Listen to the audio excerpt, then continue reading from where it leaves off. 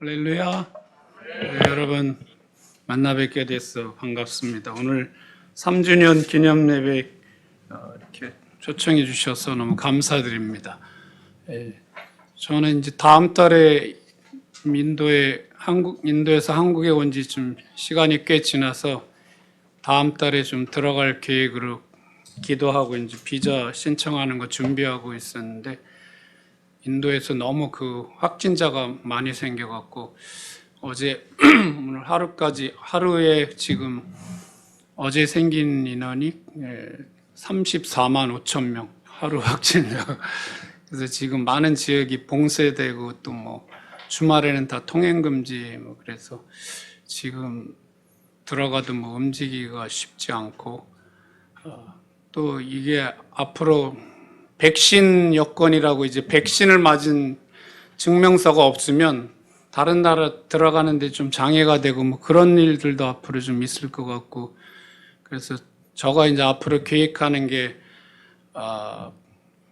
인도에 3개월 있고 또 나머지 뭐 2, 3개월은 이제 아시아, 아프리카에 가서 좀 복음을 전하고 영혼을 구원하는 일을 좀 그렇게 해서 영혼을 좀 많이 구원하는 그런 쪽으로 이제 사역에 좀 포커스를 가지고 있는데 그러려면 이제 뭐 아프리카도 가고 그러려면 그게 백신 여건이 있어야 되거든요. 이제 어떤 일이 벌어질지 모르니까. 근데 한국에는 또 아직 백신 맞을 기회가 안 생긴데 어제 좋은 소식이 왔더라고요. 화이자가 뭐 계약이 됐다고 어떤 방송에서는 2천만 개 아니면 4천만 개가 그래서 곧 있으면 아마 그 백신을 맞을 수 있는 기회가 될 것 같아서 조금 기도하고 지금 고려 중에 있습니다. 기도해 주시기 바랍니다. 그 목사님 그거 동영상 볼 수 있나요? 인도? 아 그래요? 그래서 이게 그 인도에 최근에 이제 축제가 힌두교 축제가 있어갖고 그 이제 순례 겐지스강이 시작되는 그 강 쪽으로 네 강이 있는데 이렇게 돌아가면서 그 강을 순례가 거기서 이제 목욕을 하고 겐지스강까지 그런 행사가 있는데 그게 원래 거의 3개월간 지속되는데 이번에는 한 달간 그래서 거기 수백만 명이 갔는데 마스크도 안 쓰고 가서 막 거기서 목욕하고 그러면서 이 전염병이 코로나가 많이 확산돼 갖고 뭐 힌두 그 구루도 죽고 그래서 지금 아마 확산이 심한 것 같습니다. 그래서 지금 상황이 어떻게 될지 잘 모르는데 좀 봤으면 좋았을 텐데 뭐 할 수 없죠. 여러분 인도를 위해서 많이 기도해 주시기 바랍니다. 우리 잠깐 기도하겠습니다. 하나님 아버지 감사합니다. 오늘 이 부족한 아들이 주님의 말씀을 들고 섰습니다. 오늘 원성훈 목사님을 통하여 이 자양 참빛교회를 세우시고 그간의 아버지 많은 어려움 가운데도 주님께서 당신의 종을 붙드시고 이 몸된 교회를 이끌게 하시니 감사합니다. 오늘 3주년 예배를 맞이하여 더욱더 주님이 주시는 꿈과 환상과 비전이 세워지고 그래서 아버지 열방을 향하여 나가는 하나님의 나라를 세우는 자양 참빛교회가 되게 하여 주시고 사랑하는 당신의 종과 모든 성도님들 머리에 기름 부어 주시고 성령으로 충만케 하사 우리 마음이 이 모든 어려운 환경 가운데도 주님의 임재로 인하여 성령의 충만함으로 인하여 기쁘게 하여 주시고 즐겁게 하여 주시고 이 세상을 이길 수 있는 권세와 능력을 저희들이 모두가 받게 하여 주옵소서. 이 아들의 입술에 기름 부어 주시고 당신의 백성들을 축복하여 주옵소서. 예수님의 이름으로 이 기도를 드립니다. 아멘. 오늘 좀 말씀이 좀 길어질 수도 있는데 여러분 가운데 조시는 분이 있으면 말씀을 커팅하고 한 번도 안 조시면 계속 하겠습니다. 할렐루야. 오늘 우리가 읽은 말씀에 오늘 하나님께서 권능으로 임하셔서 에스겔 제사장 된 에스겔 이 선지자를 뼈가 가득한 골짜기로 데려가십니다. 그래서 하나님은 에스겔이 뼈가 널브러져 있는 골짜기를 지나면서 끔찍한 광경을 보게 하는데 수많은 뼈들이 있는데 완전히 다 말랐습니다. 말라 비틀어져 있는 그 뼈들을 보게 하셨습니다. 이 뼈들은 절망하고 소망 없는 이스라엘 민족이었습니다. 11절을 보면은 이 뼈는 이스라엘이라 그랬습니다. 이스라엘 민족이라. 그래서 이 이스라엘 민족 사람들은 우리는 다 이렇게 마른 뼈가 돼갖고 스스로 얘기하기를 우리는 소망이 없다. 그리고 우리는 완전히 멸절됐다. 멸망당했다. 이렇게 얘기하고 있습니다. 이스라엘의 그 하나님의 성전은 다 파괴됐습니다. 그리고 사람들은 포로로 이방 땅에 끌려가서 비참하고 절망적인 상황 가운데 있는데 이 이스라엘이 어떻게 다시 회복되리라고 상상할 수가 없는 거죠. 절망만이 있는 거죠. 그때 하나님께서는 비전과 환상을 이 에스겔 선지자를 통해서 이스라엘 백성들에게 주신 것이죠. 그래서 이스라엘 백성들은 여러분 수천 년 동안 그 나라를 잃으면서도 전 세계 흩어져 있으면서도 그들은 민족의 부활의 소망을 가졌고 결국은 다시 옛날 그 땅에 모이는 그런 기적을 만들었지요.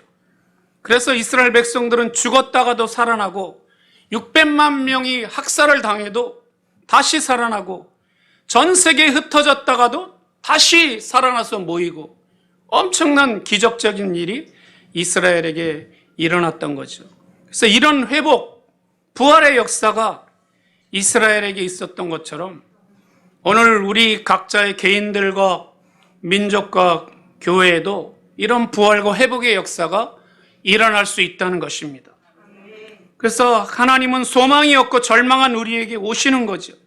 우리 인간은 환경을 바라보고 포기하고 절망하지만 하나님은 항상 희망을 가지고 우리에게 꿈과 환상을 주시면서 절대 포기하지 않으시죠. 이전에 한국의 조영기 목사님께서 인도에 집회를 하러 몇 번 오셨어요. 저도 이제 좀 도와드린 적이 있는데 뉴델리 북쪽에 델리에 집회를 오신 적이 있습니다. 그때 조영기 목사님이 이제 그 교회의 선교국장 목사님과 같이 오셨는데 많은 분들이 오셨죠. 그때 이제 그 선교국장님이 인도의 그 델리가 세 군데로 되어 있습니다. 올드 델리, 옛날의 그 델리, 올드 델리, 뉴 델리, 그 다음에 구르가온. 구르가온이라는 데는 아주 새로운 빌딩들이 많죠.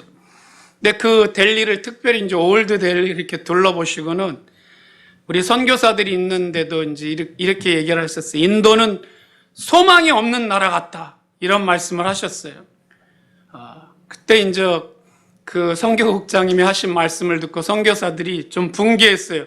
어떻게 교회 선교국장이라는 분이 선교지에 와서 이 나라는 소망이 없는 것 같다. 이런 얘기를 할 수 있느냐.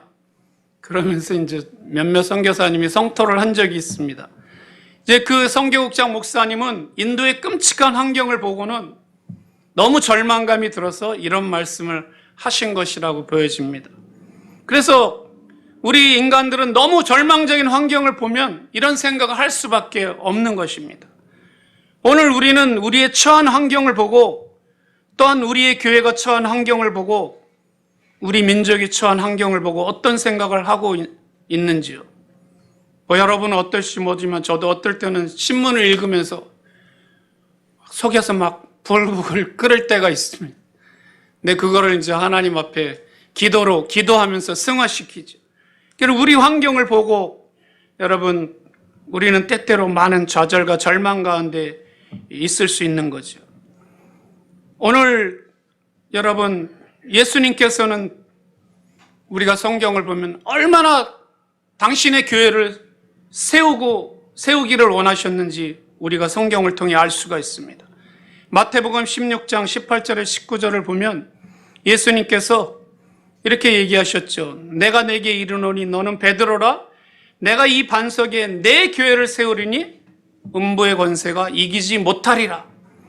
내가 천국 열쇠를 네게 주리니 네가 땅에서 무엇이든지 매면 하늘에서도 매일 것이요 네가 땅에서 무엇이든지 풀면 하늘에서도 풀리리라 하셨습니다. 예수님은 누구의 교회라 그랬습니까? 예수님께서 누구의 교회? 내 교회. 여러분의 교회가 아닙니다. 누구의 교회? 예수님의 교회를 세운다.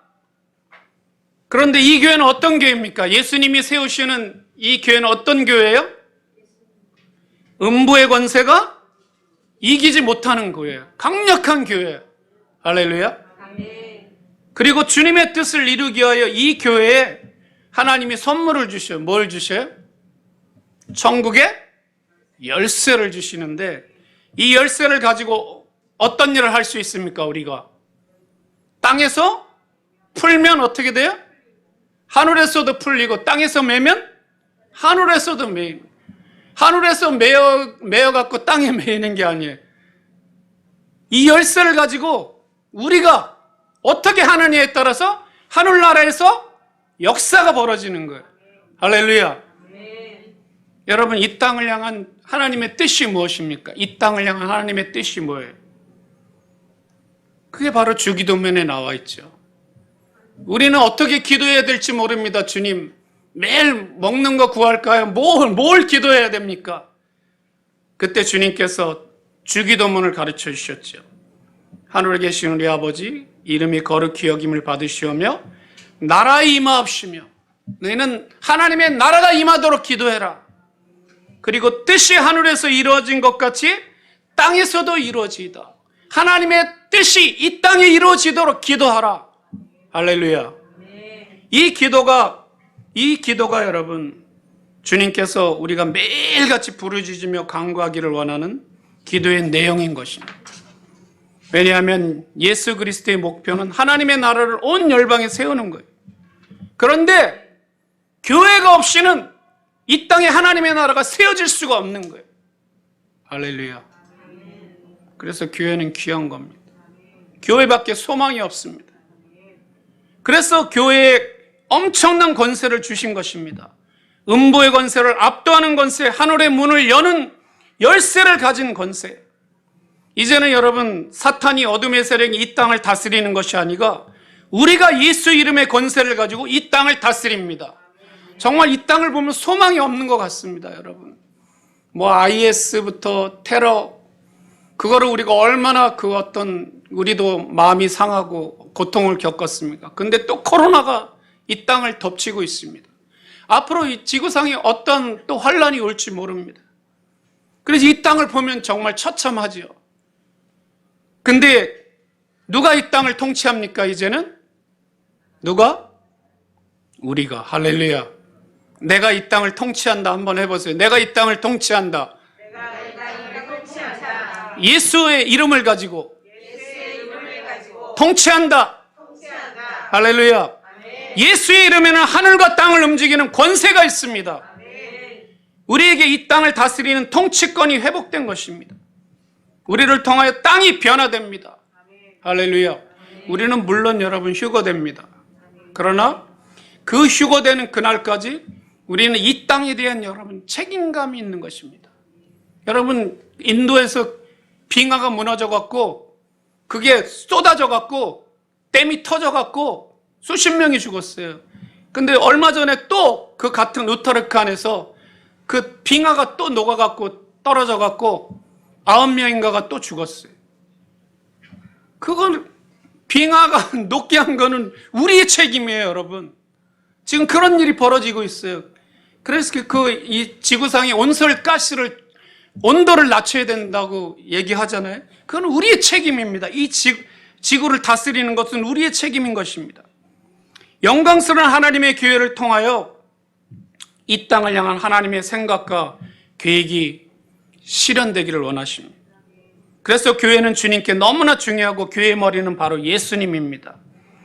이 땅에 하나님의 나라를 세우는 것이 가능하다는 것을 오늘 읽은 에스겔서 37장 1절에 10절은 우리에게 가르쳐주고 있습니다. 우리가 몸담고 있는 교회는 하나님의 영광스러운 군대입니다. 오늘 마른 뼈들이 죽어있던 뼈들이 나중에 무엇으로 변화됐습니까? 마른 뼈들이 나중에 뭐가 됐어요? 큰 군대. 하나님의 군사들이 모인 군대가 된 것입니다. 우리 자신을 바라보면 진짜 어떨 때는 아무것도 아닌 것 같죠. 우리 선교사도 또 저 인도 땅에 가면은 정말 어떤 절망스러운 환경을 보고 너무나 우상이 많고 힌두들의 핍박이 있고 지금 인도에 9개 주는 반개종법이 통과됐어요. 그래서 그 주에서 나가서 복음을 전하다가 누가 신고하면 바로 잡혀 들어갑니다. 지금 한 이미경 선교사라는 분이 북인도에서 감옥에 들어가 있어요. 그 사역을 통해 복음을 전하다가. 그런 것들을 보면 절망스러워. 선교사도가 선교지에 가서 보면 절망감이 드는, 이 땅을 어떻게 복음화할 것인가. 그런데 하나님은 우리를 하나님의 군대라고 말씀하십니다. 할렐루야. 군대는 싸움을 위한 것입니다.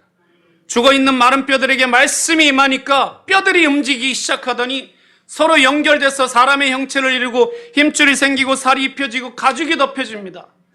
또한 하나님의 생기의 바람이 불어오니까 뼈와 살과 가죽에 임하니까 그들이 다 살아나서 큰 군대로 변화가 됐습니다.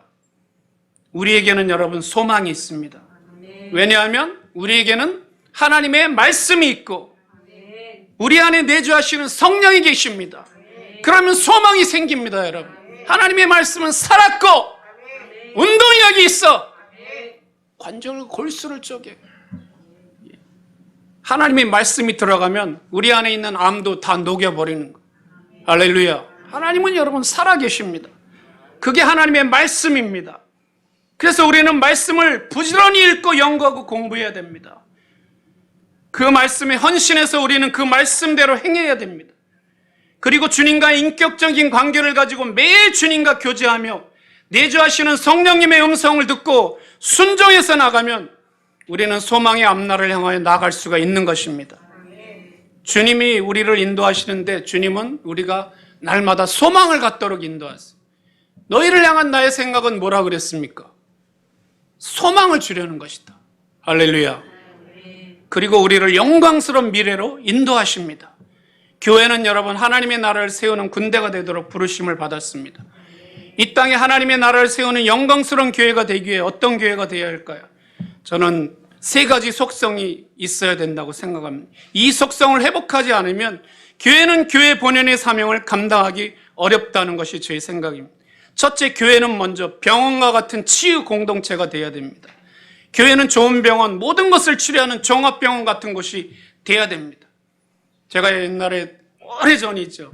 네팔을 몇 번 갔어. 네팔에 갔을 때 얘기를 했는지 모르지만 유쾌한 경험이 있고 되게 어려운 경험이 있어요. 유쾌한 경험은 카트만두 그 도시에 갔는데 머리를 깎아야 돼갖고 골목에 들어가서 진짜 작은 그 이발소인데 거기 가서 머리를 깎는데 그 이발사가 정말 머리를 얼마나 정성을 다해서 깎는지 깎고 다듬고 거의 1시간 30분을. 그런데 딱 깎고서 보니까 지금 너무 멋있는 거예요. 할렐루야. 너무 잘 깎은, 진짜 내 생에 이렇게 머리를 잘 깎은 처음 거기 네팔 허름한 그 이발소에서 정성을 들여서 깎는데. 그리고 제가 거기서 이제 조그만 경비행기를 타고 시무라라는 곳에 갔습니다. 시골에. 근데 얼마나 시골인지 그 비행장 활주로가 잔디밭이에요. 풀밭. 거기를 비행기가 내리는데 거기에 이제 인도에서 오신 목사님이 일주일 동안 일해갖고 교회를 개척해, 그 돈을 가지고. 그래서 그분이 하는 그 사역지를 방문하러 갔는데 거기는 원래 뱀들이 워낙 많아갖고 예배당도 이렇게 2층에다가 이렇게 집니다. 밑에 이렇게 띄워갖고. 그 목사님 그 교회를 방문하고 조그만 숙소에서 뭘 먹었는데 거기서 설사가 났어요. 그래갖고 설사가 너무 심해갖고 밤에 막 이 열이 막 올라가고, 그래갖고 이제 그 목사님이 밤에 저를 병원으로 데리고 왔는데 링게를 근데 그 병원이 정부 병원인데 절반은 다 허물어졌어요. 그래갖고 제가 누워서 링게를 맞는데 모기들이 와서 저를 물어뜯기 시작하는데 얼마나 많은지 모기들이 와갖고 저를. 그래서 제가 인도에 정말 빨리 가고 싶다. 그래서 그 정부 병원인데 정말 그렇게 허름한 병원은 제가 처음 봤습니다. 그 네팔 아주 시골 그쪽 시무라는 곳에 가서. 근데 여러분, 하나님의 교회는 그런 허물어져가는 약하고 쓸모없는 병원이 아니라 총체적인 치료를 가져다주는 강력한 병원 공동체가 되어야 됩니다. 우리에게 여러분 그런 능력이 있습니다. 할렐루야. 마태복음 9장 12절에 13절에 건강한 자에게는 의원이 쓸데없고 병든 자에게는 쓸데있느니라. 예수님의 사역의 3분의 1은 치유 사역입니다. 예수님은 가는 곳마다 병고침의 역사가 있었고 병든 자를 고치셨습니다. 주님은 육신과 영혼이 병든 자들이 고통당하는 것을 가만히 보고 계실 수가 없었습니다. 여러분, 하나님의 나라를 세우기 위해서는 치유와 회복이 없이는 불가능하다는 것을 주님은 알고 계셨습니다. 마태복음 9장 35절 36절에 보면 예수께서 모든 성과 촌에 두루다니사 저희 회당에서 가르치시며 천국 복음을 전파하시며 모든 병과 모든 약한 것을 고치시니라 그랬습니다. 무리를 보시고 민망히 여기시니 이는 저희가 목자 없는 양과 같이 고생하며 유리함이라 그랬습니다. 오늘날 여러분 얼마나 병든 자들이 많습니까? 특히 인도와 같은 선교지는 처절하게 깨어진 삶을 살아가는 사람들이 너무나 많습니다. 우선 인도에 오면 차가 다니는 도로가 깨졌습니다. 얼마나 많이 깨졌는지. 공항에서 이렇게 들어올 땐 좋습니다, 길이. 근데 사람들이 사는 곳에 딱 들어가기 시작하면 거기서 또 길이 그러니까 인도는 아직도 그 자동, 오토매틱이 아니라 수동차를 많이 씁니다. 그러니까 항상 클러치를 밟아야 돼요. 그러니까 구멍이 또 생기니까 그냥 지나가면 팡 이게 점핑하니까 또 클러치를 밟아야 돼요. 그러니까 운전하기가 쉽지 않습니다. 계속 클러치를 밟아야 되니까. 길에는 여러분 쓰레기가 넘쳐납니다. 쓰레기 문제를 아직도 해결하지 못해. 가정이 깨졌습니다. 알코올 중독자들이 넘쳐납니다. 사회가 깨졌습니다. 명예살인이 비일비재로 일어납니다. 최근에 인도에서 자신의 사위를 청부살인한 장인이 경찰에 붙잡혔습니다. 자기 딸이 카스트가 낮은, 계급이 낮은 사람과 사랑에 빠져서 엄마 아빠의 반대를 무릅쓰고 결혼을 했습니다. 근데 이 신랑은 카스트가 낮지만 굉장히 잘생긴 사람이었어요. 그리고 인텔리전트한 그런 공부를 많이 한 사람. 그래서 두 사람은 결혼하고 그 호주로 유학을 갈 계획이었어요. 이미 딸은 임신해서 배가 많이 부른 상태였어요. 그런데 아버지가 딸이 카스트가 낮은 사람과 결혼해서 가족의 명예를 더럽혔다는 죄목으로 살인청부업자를 고용했어요. 그래서 딸이 보는 앞에서 살인청부업자가 칼로 잔인하게 사위를 죽였어요. 그 아버지는 전혀 죄책감이 없어요. 당연히 딸의 사위는 죽어 마땅하다는 논리를 가지고 있어요. 여러분, 이것이 인도의 깨어진 가정과 사회의 모습입니다. 힌두교에도 이런 명예살인이 많고 이슬람교인들에게도 명예살인이 많습니다. 사회 전반의 모든 깨어진 모습들이 너무나 많습니다. 인도에. 제가 2010년에 미국에서 9개월 안식년을 마치고 인도에 들어가기 위하여 한국에 와서 기도하면서 꿈을 꿨습니다. 꿈에 어떤 꿈이었냐면 꿈에 배가 이렇게 엄청나게 부른 사람이 지나가는 거예요. 그래서 제가 그 배가 이렇게 부른 사람을 따라가서 그 큰 배에다, 남산만한 배에다가 손을 대고 제가 막 찬양을 하는 것입니다. 불길 같은 성신여 강구하는 의리게, 그리고 막 찬양을 하다가 그래서 제가 그 사람을 위해서 막 기도를 해주는 그런 꿈을 꿨습니다. 그래서 제가 인도에 들어가면서 하나님이 내가 그렇게 병들고 아픈 사람들을 위해서 기도를 많이 해주려나 보다, 그런 생각을 했습니다. 그리고 나서 한 6년 후에 그 꿈이 생각이 났습니다. 그러면서 제가 후회가 됐습니다. 내가 인도에 와서 병들고 아픈 사람들을 얼마나 많이 기도해 줬는가, 그런 자책감이 드는데 내 안에 계신 성령님께서 이런 말씀하셨습니다. 너의 꿈에 나타나서 배가 엄청나게 튀어나온 사람은 바로 인도라는 나라다. 인도가 그렇게 병들어서 깨진 상태에 있다. 네가 바로 이 병든 인도를 고치려면 완전한 성령의 사람이 되어야 된다. 그때 너를 통하여 인도가 변화될 것이다. 할렐루야. 오늘날 여러분 큰 대학병원에 가면 환자들로 넘쳐납니다. 저도 심장이 스텐트를 박았는데 입원을 했는데 며칠 되니까 퇴원하라는 눈치를 줘. 환자들이 너무 많이 오니까 병원에. 암 환자, 심장병, 당뇨, 여러분 대학병원 입원실이 부족합니다. 빨리 좀 퇴원해달라 그래요. 정신병은 어떻습니까? 세계보건기구에 따르면 이 지구상에 약 4억 5천만 명이 정신질환을 앓고 있다고 합니다. 공황장애, 조현병, 우울증, 치매, 망상장애, 불안장애, 성격장애, 중독성장애, 성도착, 외상미, 스트레스 관련 장애, 성격장애, 엄청난 정신병. 여러분 조현병 환자는 차 몰고 고속도로에 가서 그냥 역주행해버려요. 수많은 사람들이 다 환자예요. 불안하고 초조하고 죄의 습관에 중독되어 있고 정욕의 노예가 되어 있고 지방간에 높은 콜레스테롤에 높은 혈압에 관절염에 불면증에 여러분 병에 안 걸린 사람이 어디 있습니까? 대부분의 사람들이 다 환자입니다. 교회는 여러분 사람들을 치유해 줘야 됩니다. 우리에겐 그런 능력이 있습니다. 육체와 정신이 고통당하고 있는 사람들을 자유케 해줘야 됩니다. 교회는 이것을 행할 수 있는 충분한 능력과 권세를 가지고 있습니다. 여러분 내적 치유라는 말이 있습니다. 지금 아주 흔해졌지 이 내적 치유라는 말이. 세게 발음하면 내적 치유는 부드럽게 발음하면 내적 치유예요. 내 적은 my enemy, 내 적을 치유한다. 저와 여러분 안에 있는 상처, 이 성인 아이를 치유하지 않으면 여러분 우리는 영적으로 성장하지 않을 뿐더러 묶여있게 됩니다. 그래서 어린아이였을 때 받은 상처에서 나를 자유케 해줘야 되는데 누가 나를 자유케 해줄 수 있습니까?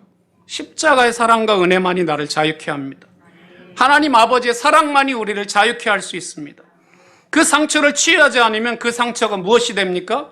바로 우리의 적이 됩니다. 그래서 우리를 괴롭히는 적이 돼서 매일 따라다니는 거예요. 그것 때문에 내 신앙생활을 망치는 거예요. 치유가 되지 않았어요. 그래서 제가 옛날 군대를 갔다 와서 감리교 신학대학 복학해서 초교파적으로 성경 공부를 가르쳤는데 그때 CCC에서 나온 10스텝이라고 있었어요. 그걸 가지고 청년들 성경 공부를 가르치다가 그거 끝나고 뭐를 해야 될지 몰라서 기도하다가 제가 종말론을 잘 알아서 종말론 공부를 해야겠다 생각하고 있었는데 감리교 신학대학 도서관에서 공부하다가 피곤해서 그 책상에서 잠이 들었어요. 근데 그 꿈에 옛날 예수원 그 토레이 신부님이 나타나셨어요. 대천덕 신부님이. 그러더니 저에게 이분이 안수를 하셨어요. 근데 안수를 하시는데 제가 그때 성령을 받았어요. 그래서 막 방문을 하면서 막 진동을 하는데 꿈에 이 토레이 신부님이 저에게 오셔서 당신은 이런 책을 읽지 마세요. 그리고 이런 책을 보세요. 하고 저에게 영적인 지도를 하셨어요. 그게 바로 제가 바로 깨달았어요. 아, 우리 같이 공부해야 될 것은 종말론이 아니라 내적 치유구나. 그래서 우리 거기 있던 모든 청년들하고 내적 치유를 공부를 했습니다. 굉장히 오래전 얘기죠. 벌써 30 몇 년 전 얘기지요. 우리가 여러분 육체의 병과 영혼의 모든 병을 온전히 치유받고 강건한 삶을 살 때 세상 사람들에게 간증하며 영향력을 미치는 삶을 살 수가 있습니다. 여러분 누군가를 용서하지 못하고 매일같이 그 사람을 생각하면 이를 갈고 과거에 일어난 일 때문에 힘들어하고 나를 정죄하고 타인을 정죄하며 산다고 생각해 보십시오. 어떻게 거기에 하나님의 천국이 임할 수가 있겠습니까? 우리는 모두 병들었습니다. 치유가 필요합니다. 계속적인 치유가 우리는 필요한 것입니다. 할렐루야. 우리는 병들고 상한 사람들을 향하여 특별히 제3세계에 가난한 사람들을 향하여 주님의 긍휼을 가지고 날마다 나아가야 됩니다. 말라리아라는 병의 치료약을 발명한 호네이만 박사가 있습니다. 호네이만 박사가 말라리아 치료약을 개발했는데 그는 그 약을 만들어낸 후에 이렇게 생각했습니다. 내가 말라리아라는 병이 얼마나 고통스러운 병인지 체험해보지 않고 내가 어떻게 이 말라리아 약을 소개할 수 있겠는가. 그래갖고 이 사람이 말라리아 균을 자기 몸에다 집어넣습니다. 그러니까 막 온몸이 막 열이 나면서 오한이 나고 고통스러운 그 환경을 경험하고는 그리고 나서는 자기가 그 발명한 약을 갖다가 주사하고 먹고 그 말라리아에서 치유가 됐습니다. 여러분 예수님은 어떤 분이십니까? 바로 이 호네이만 박사 같은 분입니다. 예수님은 바로 우리의 모든 연약함을 경험했다 그랬습니다. 체휼했다 그랬습니다. 그래서 우리 같은 모든 연약함과 질병 가운데 있는 사람들의 그 고통을 아신다. 할렐루야. 그런 대제사장이라 그랬죠. 교회는 바로 그러한 예수 그리스도를 모시고 살아가는 공동체입니다. 그래서 여러분, 교회는 세상 사람들을 치유하고 고치면서 소망을 주는 공동체가 되어야 됩니다. 두 번째로, 교회는 여러분 가족과 같은 안식과 쉼의 공동체가 되어야 됩니다. 가족의 근본은 뭡니까? 사랑과 용서와 용납입니다. 그 사랑은 무조건적인 사랑입니다. 가족 안에 있는 사랑은 아무 조건이 없습니다. 어떤 실수를 해도 용서하고 용납합니다. 그래서 가정 안에 가면 쉼이 있습니다. 할렐루야. 서로의 실수와 잘못이 노출되어 벌거벗고 있어도 부끄럽지 않습니다. 아담과 하와가 벌거벗고 있어도 부끄럽지 않았다라고 성경은 얘기하고 있죠. 가정 안에서는 실수하고 실패하고 용납해주고 이해해주고 아무 조건 없이 우리 허물을 덮어줍니다. 그것이 가족이라는 관계입니다. 제가 결혼했을 때 제가 3년 동안 인도에 혼자 와서 독신으로 살았다 그랬죠. 말라리아 몇 번 걸려서 제 아내 만나고 병원에 가서 그 결혼해서 한 달 만에 인도에 왔는데 제 와이프가 저를 보니까 정서적으로 많이 불안하더랍니다. 그래서 제가 일하러 나갈 때 와이프가 달려와서 저를 안아주면서 I love you. 할렐루야. 그 다음에 또 나가서 일하고 집에 돌아오면 문을 두들기면 와이프가 달려와서 저를 안아주면서 뭐라 그랬을까요? I love you. 안아주는 거지. 허깅에는 무슨 의미가 있습니까? 내가 당신을 사랑합니다. 내가 당신을 용납합니다. 내가 당신의 모든 것을 포용합니다. 내가 당신을 생각하고 있습니다. 힘을 내세요. 용기를 내세요. 근데 지금은 안 해줘요. 변했어요. 제가 해줘요. 변했어요. 여러분, 가족과 회사는 무엇이 틀립니까? 가정 안에서는 사랑받고 용납받고 인정받기 위해서 잘하려고 몸부림치지 않아도 됩니다. 여러분이 가정 안에서 청소를 잘한다고 아침에 미역국을 2개를 끓여주거나 닭다리를 5개 더 갖다 주지는 않습니다. 여러분이 아내에게 자식들에게 잘 보이려고 몸부림치지 않아도 여러분을 있는 그대로 인정해주고 받아주고 사랑해주는 것이 그게 바로 가족입니다. 그냥 내 아내이기 때문에 내 딸이기 때문에 그냥 사랑스러운 것입니다. 그러나 여러분, 회사는 틀립니다. 회사는 여러분이 자신의 일을 할 때 여러분을 무조건적인 사랑으로 받아주지 않습니다. 여러분의 어리광을 받아주지 않습니다. 회사는 이익사회입니다. 이윤을 창출해야 됩니다. 여러분의 업적 성과가 있어야 됩니다. 이윤을 가져오는 무언가를 여러분이 행해야 회사에서는 인정을 받고 진급이 되고 성과급을 받을 수가 있습니다. 성과를 내지 않으면 여러분은 회사에서 무능력한 자가 됩니다. 경쟁력이 없는 사람으로 낙인 찍힙니다. 누가 여러분을 칭찬하지도 않습니다. 월급도 인상되지 않습니다. 여러분의 직위도 올라가지 않습니다. 그런데 여러분, 하나님은 우리를 어떻게 받아주셨습니까? 에베소서 1장 4절에 보면 곧 창세전에 그리스도 예수 안에서 우리를 택하사 우리로 그 사랑 안에서 그 앞에 거룩하고 흠없게 하시려고 1장 6절에 이는 그가 사랑하시는 자 안에서 우리에게 거저 주시는 바 그의 은혜의 영광을 찬송하게 하려는 것이라 그랬습니다. 여러분, 우리는 하나님 아버지 앞에 받아들여졌습니다. 누구 안에서? 예수 안에서. 그의 사랑하시는 자 안에서. 바로 예수 그리스도. 늘 하나님께 사랑받는 자 예수 그리스도 안에서 다 아버지 하나님께 우리는 받아들여졌습니다. 우리는 어떤 업적도 없습니다. 메리트도 없습니다. 아버지 하나님은 나는 너를 그냥 있는 대로 받아들인다. 너 있는 대로 받아들이고 사랑한다. 그게 바로 예수님의 십자가의 죽음으로 말미암은 것이죠. 십자가에서 예수님 죽었기 때문에 우리는 있는 그대로 그냥 받아들여지는 거죠. 여러분, 교회는 모든 종류의 사람들이 인정받고 용서받고 용납받고 환영받고 격려받고 축복받는 사랑의 공동체인 것입니다. 여기는 서울대학을 나왔느냐 유학을 갔다 왔느냐 그런 것이 필요 없습니다. 여기는 노숙자가 와도 여기는 하이 클래스의 사람이 와도 여기는 다 똑같은 사랑으로 축복하고 용납하고 격려하는 그런 공동체인 것입니다. 그래서 여러분, 가족 안에서는 우리가 실수가 있습니다. 안식을 취할 수가 있는 것입니다. 하나님 안에는 여러분 안식이 있습니다. 히브리서 3장에 보면 내가 노하여 맹세한 바와 같이 저희는 내 안식에 들어오지 못하리라 하셨다 그랬습니다. 하나님께서 우리에게 주시고자 하시는 것은 안식하는 삶입니다. 수고하고 무거운 짐진 자들아 다 내게로 오라. 내가 너희를 쉬게 하리라. 나는 마음이 온유하고 겸손하니 나의 멍에를 메고 너에게 배우라. 그러면 너희 마음이 무엇을 얻으리라? 쉼을 얻으리라. 안식입니다. 할렐루야.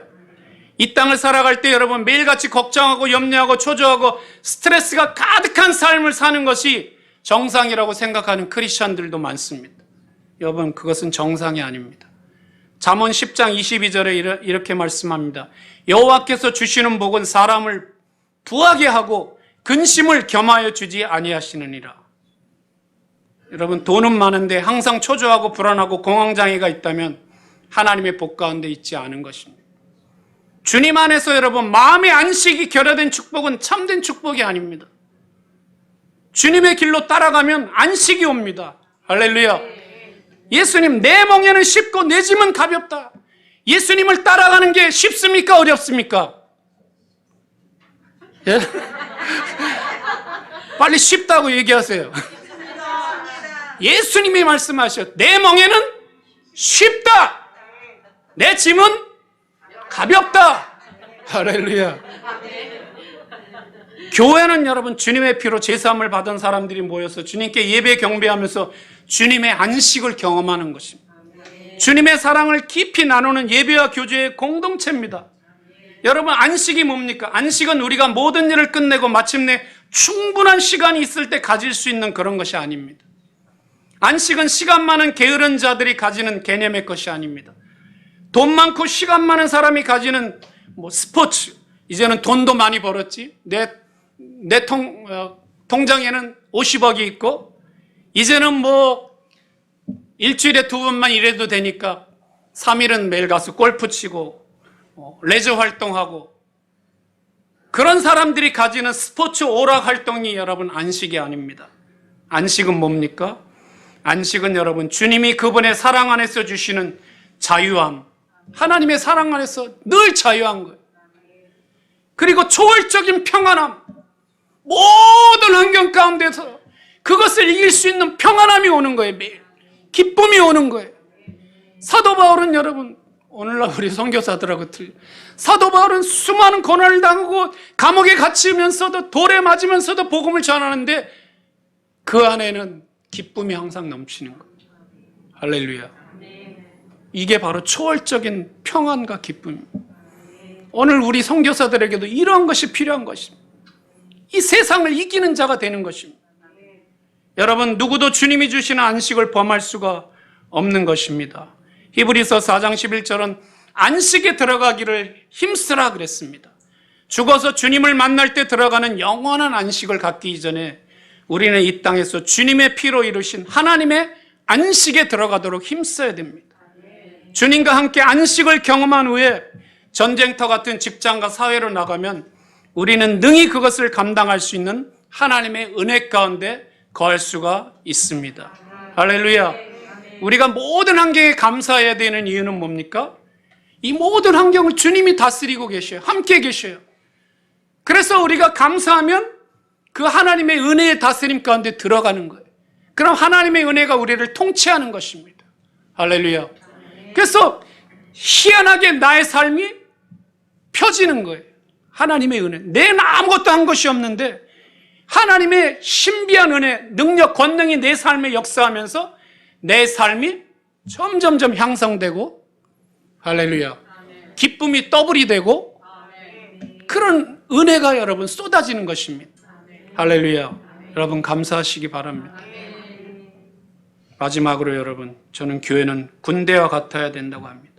교회가 치유된 공동체, 사랑의 공동체가 되면 이제는 하나님의 군대가 되기 위하여 움직여져야 됩니다. 치유되고 사랑으로 똘똘 뭉쳐진 공동체는 이제 말씀으로 훈련과 양육을 받으면서 하나님의 군사들이 모인 군대로 변화되는 것입니다. 에베소 2장 10절에 우리가 왜 지음받았는지 목적을 얘기하고 있죠. 우리는 하나님의 지으심 바라 그리스도 예수 안에서 선한 일을 위하여 지으심을 받은 자니 이 일은 하나님이 전에 예비하사 우리로 그 가운데서 행하게 하려 하심이니라. 우리가 왜 지음받았습니까? 목적. 불교 믿는 사람들은 잘 몰라요. 어떤 스님이 요즘은 막 카운셀링도 해주더라고요. 힐링에 나와갖고. 그래서 이경규 씨가 우리가 왜 살아야 됩니까? 질문하니까 대답을 못 하더라고, 이 스님이. 쉬운 건데. 어느 성경이 뭐라고 합니까? 우리는 왜 지음을 받았다 그랬습니까? 선한 일을 행하도록 지음을 받았다 그랬어요. 우리가 선한 일을 행할 때 하나님의 영광이 나타납니다. 여러분, 우리는 그냥 놀고 먹으면 안 됩니다. 우린 놀고 먹도록 지음받은 게 아닙니다. 무엇을 하도록? 선한 일을 하도록. 그 선한 일을 감당할 때 우리는 하나님의 영광을 보게 됩니다. 그래서 내가 살아있는 의미, 목적을 깨닫게 됩니다. 그래서 여러분, 성경이 왜 귀하냐? 성경이 왜 귀해요? 디모데후서 3장 16절 17절에 보면 성경이 어떤 책인가를 얘기하고 있죠. 성경은 어떤 책이에요? 모든 성경은 하나님의 감동으로 된 것으로 교훈과 책망과 바르게 함과 의로 교육하기에 유익하니 이는 하나님의 사람으로 온전케 하며 모든 선한 일을 행하기에 온전케 하려 함이니라.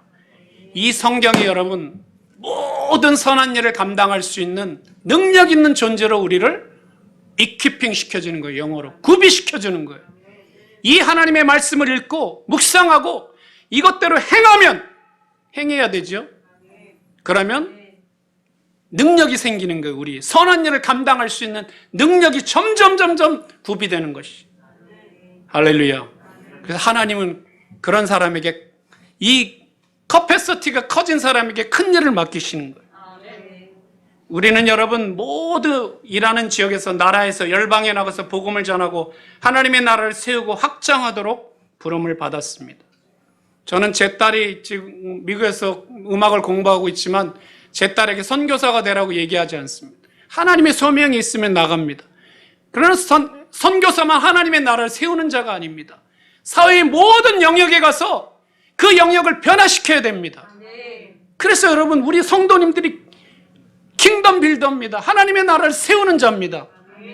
그래서 여러분, 우리는 그런 모든 사명을 가지고 있기 때문에 우리는 어느 영역에 가든지 예수님의 군사로서 서는 것입니다. 군사는 여러분 싸워야 되는 거죠. 그래서 우리는 때때로 전투적인 기도와 영적인 싸움을 싸우는 군사가 되어야 됩니다. 디모데전서 6장 11절 12절에 바울이 디모데에게 이렇게 얘기했죠. 오직 너 하나님의 사람아 이것들을 피하고 의와 경건과 믿음과 사랑과 인내와 온유를 쫓으며 믿음의 선한 싸움을 싸우라. 무엇을 싸우라? 믿음의 선한 싸움을 싸우라. 이를 위하여 내가 부르심을 입었고 많은 증인 앞에서 선한 증거를 증거하였도다.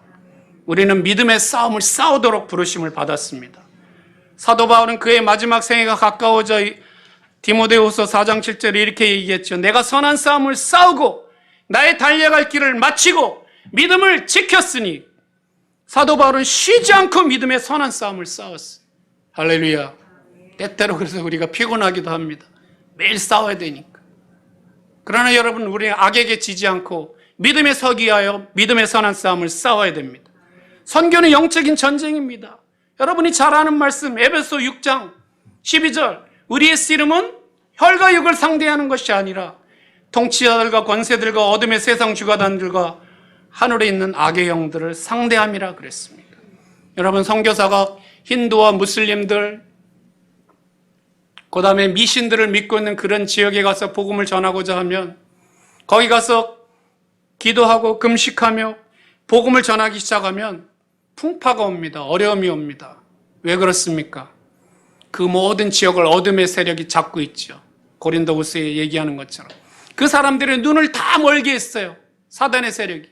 그런데 그 사람에게 가서 전쟁을 선포합니다. 어둠의 세력이 선교사를 공격하는 것입니다. 교회를 공격하는 것입니다. 그래서 여러분, 복음 전파는 영적인 싸움을 싸우지 않으면 여러분 승리할 수가 없는 것입니다. 제가 인도에 가서 인도 형제들을 데려다가 공동체 생활을 하면서 그들을 훈련시키고 교회를 개척하는 일을 시작했습니다. 바브사팔리아라는 마을에 가서 집을 얻어갖고 거기서 교회를 시작했습니다. 그러다가 제가 말라리아라는 질병에 걸려 병원에 입원을 했습니다. 말라리아에 걸리면 보통 열이 많이 올라가죠. 열이 떨어지지 않으면 죽는 것입니다. 지금도 뭐 아프리카, 인도 같은 나라에 말라리아로 죽는 사람이 엄청나게 많죠. 그러니까 몸이 힘드니까 제가 기도합니다. 주님, 저를 살려주세요. 저를 살려주세요. 제가 죽으면 안 되겠더라고요. 장가도 못 가고 선교지에 와서 거기서 죽으면 어머니가 제일 슬퍼하실 것 같아요. 그래서 주님, 저를 살려주세요. 저를 살려주세요 하다가 지쳐갖고 잠이 들었습니다. 그런데 꿈을 꿨는데 꿈에 수많은 원숭이들이 와서 저를 목을 누르며 죽이려고 하는 겁니다. 그러면 제가 예수의 피 하면 원숭이들이 다 도망갑니다. 또 원숭이들이 와서 저를 누르면서 죽이려고 하면 예수의 피를 외칩니다. 그래서 예수의 피를 외치다가 제가 잠이 깼습니다. 그 꿈을 꾸고 나서 제가 깨달은 것은 바로 선교 복음 전파의 영적인 싸움이라는 걸 깨달았습니다. 저희가 복음을 전하고 있던 그 바브사팔리아라는 마을에는 힌두교 성전이 있었어요. 그런데 그 힌두교 성전은 원숭이 우상을 섬기는 성전이었어요.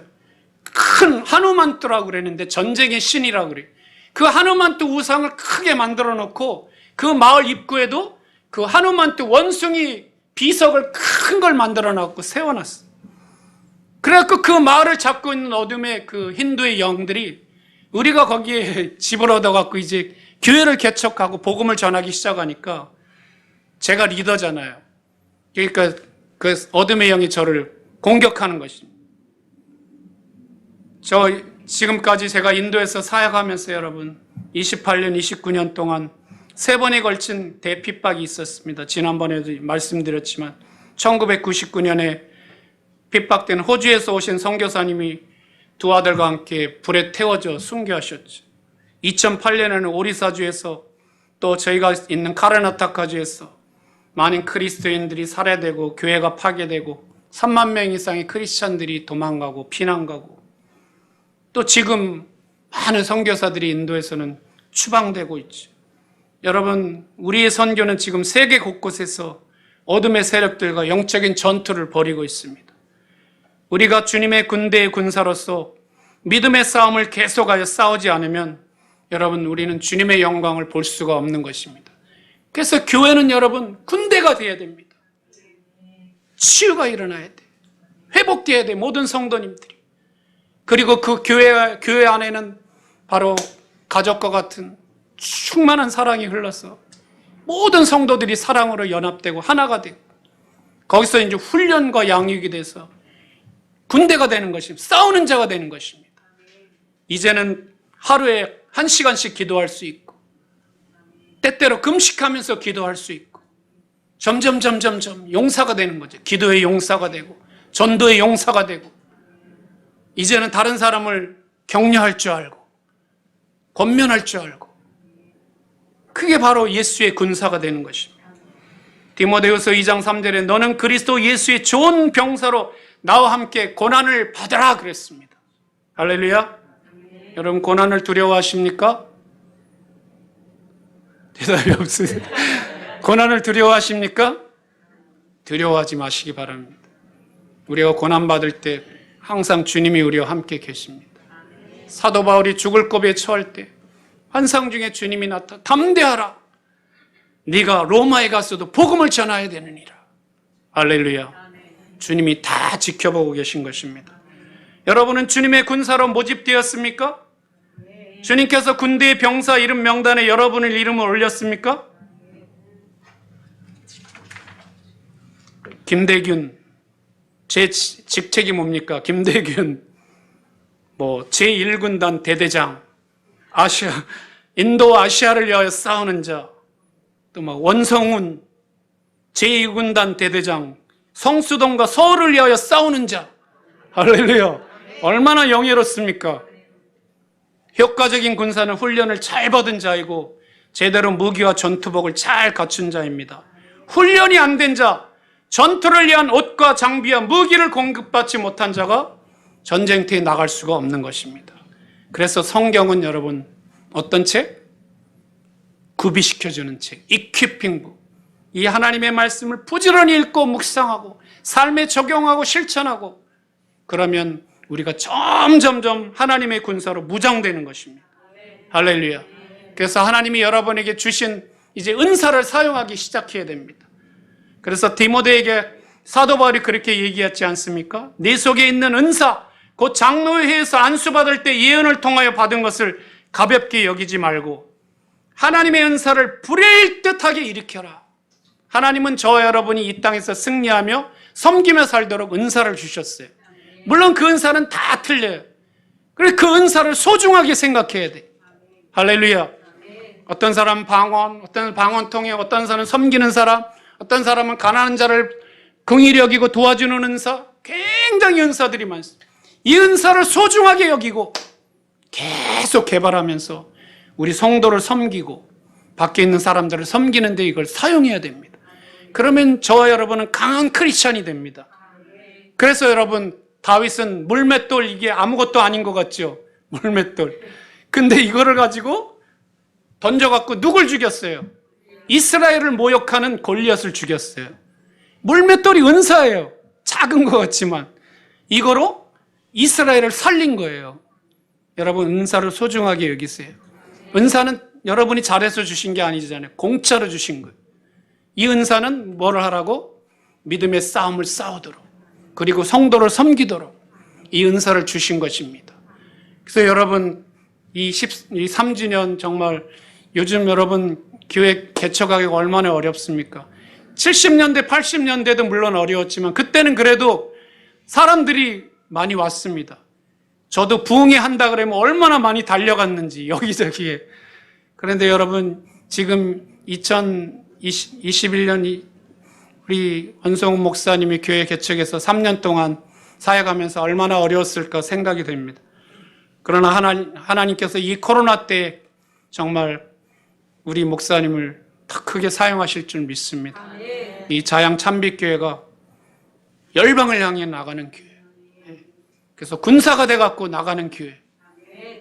그럼 정말 하나님이 이 세상에 역사를 만들어가고 있는데 하나님의 그 역사를 만드는 길에 자양 참빛교회가 참여하는 거예요. 히스토리 메이커가 되는 거예요. 성령의 음성을 듣고 거기 같이 동역하면 이 자양 참빛교회가 정말 히스토리 메이커가 될 줄 믿습니다. 역사를 만드는 자. 그런 놀라운 축복이 자양 참빛교회에 있으시기를 축원합니다. 우리 한번 다 같이 일어나서 한 1, 2분간 기도하실까요? 오늘 정말 특별한 날입니다. 3주년 되는 특별한 날입니다. 우리 정말 우리 원성훈 목사님을 위해서 기도해야 될 줄 믿습니다. 여러분 하나님이 세우신 하나님의 귀한 종, 지금까지도 하나님께서 귀하게 사용하셨습니다.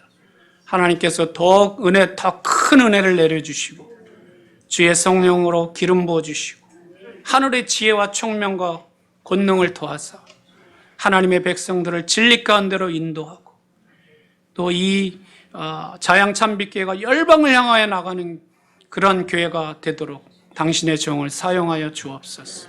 우리 모든 또 성도님들을 올려드리면서 우리 기도하십시다. 하나님 소망을 주옵소서. 성령을 주옵소서. 성령이 가장 귀한 하나님의 선물인데 주님 성령을 충만히 부어주셔서 이 세상을 바라보지 아니하고 오직 주 예수 그리스도만을 바라보고 살아갈 수 있도록 주여 나에게 소망을 주옵소서. 우리 교회에 소망을 주옵소서. 우리 다 같이 두 손 들고 기도하십시다. 아버지 하나님 감사합니다. 하나님께서 우리 아버지 하나님 자양 참빛교회를 사랑하여 주시니 감사합니다.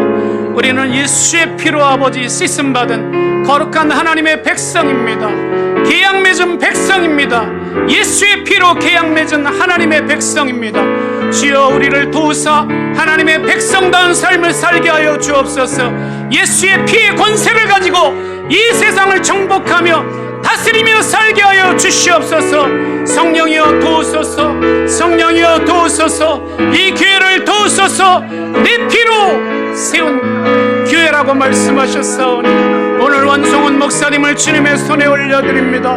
아버지 그동안 주님의 나라를 헌신한 당신의 종을 주여 긍휼히 여기시며 주의 은혜와 권능을 더하여 주시옵소서. 당신의 백성들을 진리로 이끌어갈 수 있도록, 하나님의 뜻감대로 이끌어갈 수 있도록 주여 도와주옵소서. 우리에게 권능을 주옵소서. 하늘의 권능을 덧입혀 주시옵소서. 오늘 각 사람에게 말씀하여 주옵소서. 각 사람에게 말씀하여 주옵소서. 성령님, 우리에게 소망을 주옵소서. 우리의 마음을 위로하여 주옵소서. 우리의 마음을 굳세게 하여 주옵소서. 흔들리지 않게 하여 주옵소서. 주의 말씀 위에 서게 하여 주옵소서. 진리 위에 서게 하여 주옵소서. 하나님이 주시는 위로가 넘치게 하여 주옵소서. 하나님이 주시는 감사가 넘치게 하여 주옵소서.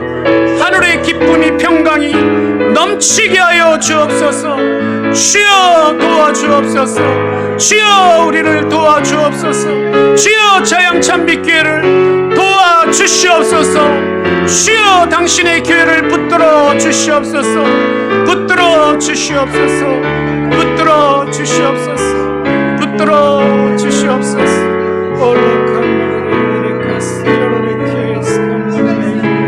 주여 도우소서. 성령님 도우소서. 주여 도우소서. 주여 도우소서. 주여 도우소서.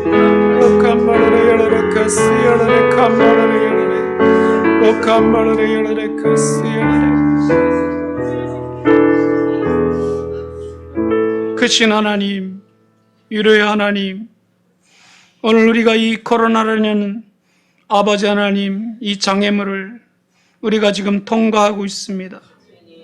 아버지 하나님, 그러나 하나님은 이 모든 환경보다 크시고 주님, 우리의 모든 장애물보다 크신 하나님이신 것을 감사합니다. 오늘 아버지, 이 가운데 하나님의 위로가 필요한 당신의 백성들이 있습니까? 오늘 인간이 줄 수 없는 위로를 하늘로부터 내려주시고 하나님의 전능하신 손이 우리를 어루만져 주시고 내가 너를 사랑한다, 내가 너의 기도를 듣고 있다고 다시 한번 말씀하여 주시고 주여, 우리를 하나님의 거룩하신 뜻과 진리 가운데로 우리를 인도하여 주옵소서.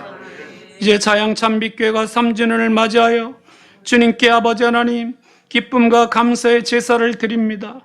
아버지, 이 제사를 받으시고 당신의 교회를 더욱 축복하시되 더 견고하게 하시고 치유 공동체의 사랑이 넘치는 공동체, 영적인 싸움을 싸워 하나님의 나라를 세우는 그런 군대의 공동체가 되어서 온 열방에 주님의 나라를 세우며 선한 영향력을 발휘하는 귀한 교회 되게 하여 주시고 내 사랑하는 원성훈 목사님 머리에 더 기름 부으사 하늘의 지혜와 총명과 권능이 넘치게 하셔서 능히 하나님의 백성들을 진리로 이끄는데 부족함이 없도록 넉넉한 하늘의 은혜를 부어 주시옵소서.